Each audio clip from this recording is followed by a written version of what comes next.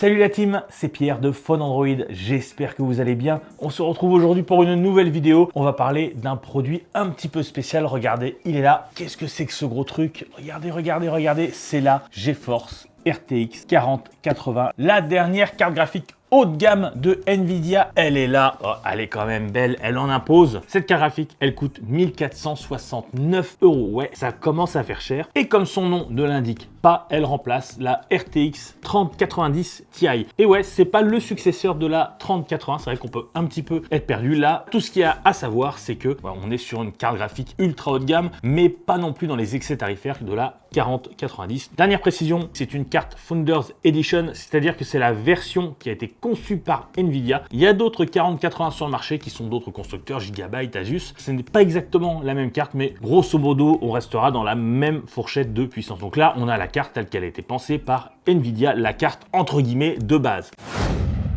Et on va commencer le test tout de suite en parlant des technologies incluses dans cette RTX 4080. Cette 4080 a deux arguments forts, en plus bien entendu de sa puissance. Ce sont deux technologies de Nvidia qui ne sont pas nouvelles avec cette carte, qui existaient déjà, mais sur lesquelles mise énormément la 4080. Il s'agit du ray tracing et du DLSS 3.0. Donc le ray tracing déjà, qu'est-ce que c'est? Attends, déjà je vais mettre la carte sur le côté. Le ray tracing, qu'est-ce que c'est? Alors c'est une technologie de gestion dynamique de la lumière en jeu. Ça existe depuis très longtemps, mais c'est exploité par les cartes graphiques grand public de Nvidia depuis 2019 avec la série RTX 2000. C'était un petit peu balbutiant à l'époque, ça s'est un peu amélioré avec la série RTX 3000. Maintenant il est possible de jouer avec le ray tracing activé en tapant les 60 images par seconde, même au-delà. Et bien cette 4080 va encore plus démocratiser cette technologie. Pour expliquer de manière très simple, le ray tracing, c'est tout simplement la lumière et les effets qui vivent par eux-mêmes. Donc ça veut dire que dans un jeu, dans Cyberpunk, si vous voyez une flaque par terre et que vous voyez le reflet de l'immeuble qui est juste à côté, c'est vraiment le reflet de l'immeuble, c'est pas une image précalculée. C'est quand même quelque chose qui est assez gourmand en ressources et cette RTX 4080, elle arrive vraiment à bien le gérer, à bien le démocratiser. On parlait de Cyberpunk en 4K avec le DLSS activé et en activant le ray tracing, et bien écoutez, le jeu ne tombe jamais en dessous des 100 images par seconde. Donc ça, c'est vraiment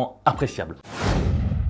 L'autre technologie forte proposée par Nvidia, c'est le DLSS 3.0. Le DLSS, ça existait déjà comme le ray tracing, mais là, c'est dans la version 3.0. Encore une fois, pour expliquer très simplement, le DLSS Deep Learning Super Sampling, ça permet d'améliorer l'image grâce à l'IA. Ça permet par exemple de l'upscaler sans perdre de qualité, et ça permet aussi à l'IA de précalculer les images entre deux frames, c'est-à-dire entre deux images. Pour être extrêmement concret, ça permet d'augmenter le nombre d'images par seconde. Le DLSS 3.0 qui est disponible que sur 35 jeux pour l'instant, le DLSS 2.0 sur beaucoup plus de jeux. On a testé le DLSS sur 3 jeux en 4K, par exemple sur A Plague Tale Requiem, on a une amélioration de 150% du nombre d'images par seconde. Sur Flight Simulator, on a une amélioration de 130% en nombre d'images par seconde. On passe de 55 images par seconde à 130, c'est vraiment une amélioration énorme. Et sur Cyberpunk, si on active le DLSS 3.0, on a une amélioration de 300% en termes d'images par seconde par rapport au même jeu avec le DLSS désactivé. Donc pour le coup, c'est vraiment une technologie qui est extrêmement intéressante, qui permet d'avoir des jeux beaucoup plus fluides. Ça marche du feu de Dieu, ça marchait déjà sur les anciennes cartes, mais là, avec la série 4000, écoutez, le DLSS 3.0, il fait vraiment des merveilles.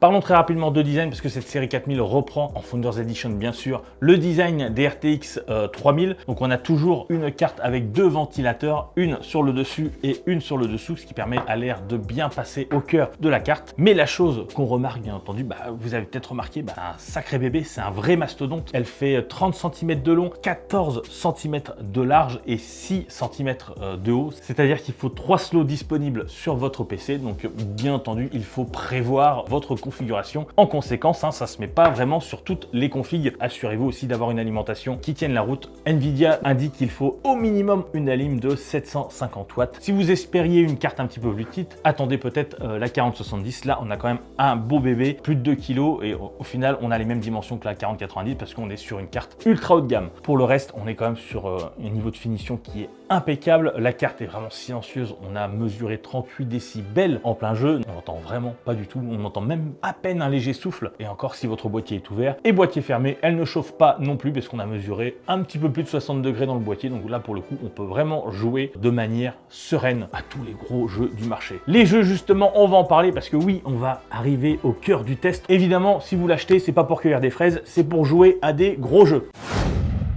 Alors maintenant, parlons gaming. Alors on va rester très simple pour cette vidéo, mais sachez qu'on a réalisé un test sur Phone Android où on a mis plein de benchmarks. Si vous êtes amoureux des tableaux Excel, allez-y, le lien est dans la description et ainsi vous pourrez voir tous nos benches sur tous les jeux testés. Aussi, tiens, on en profite, si vous avez la moindre question, posez-la dans les commentaires et mettez un petit pouce bleu, nous ça nous fait plaisir. Et puis tiens, aussi abonnez-vous et activez la petite cloche, comme ça les prochaines vidéos, et vous ne les manquerez pas sur votre téléphone. Il y aura la petite notification qui apparaîtra sur votre écran d'accueil. Donc pour revenir au jeu, on a testé la RTX 4080 sur un panel de 10 jeux. 10 jeux qui représentent l'usage classique des gamers qui achèteront cette 4080. On a tout, hein. On a du Cyberpunk, on a du Anno, on a du Wolfenstein. On a testé les 10 jeux en 1440p, en 4K et en 4K avec le DLSS activé. Mais déjà, ce qu'on peut dire, c'est que d'un côté, on a la RTX 4090 et la RTX 4080. Il y a un gouffre et de l'autre côté, il y a toutes les autres cartes. Tout simplement, là, Nvidia a vraiment fait très fort. On est vraiment en tête du peloton. Cette RTX 4080 est la deuxième carte la plus puissante du marché aujourd'hui, derrière la 4090. Évidemment, pour le coup, ils se sont vraiment pas fichus de nous, Nvidia. En 1440p, donc en 2K, on a des résultats moyens en termes d'images par seconde 17% meilleurs que ceux de la RTX 390 Ti et on a une amélioration de 25% par rapport à la Radeon RX 6950 XT pour parler de la concurrence. On est vraiment au-dessus de la mêlée. Là, on parle que du 2K. En 4K, c'est l'usage d'ailleurs prévu de la carte. Si vous n'avez pas un écran 4K, ça sert à rien d'acheter cette 4080. Attendez plutôt la 4070. En 4K, du coup, on a aussi une très grande amélioration. On a une vraie progression par rapport à la 3090 Ti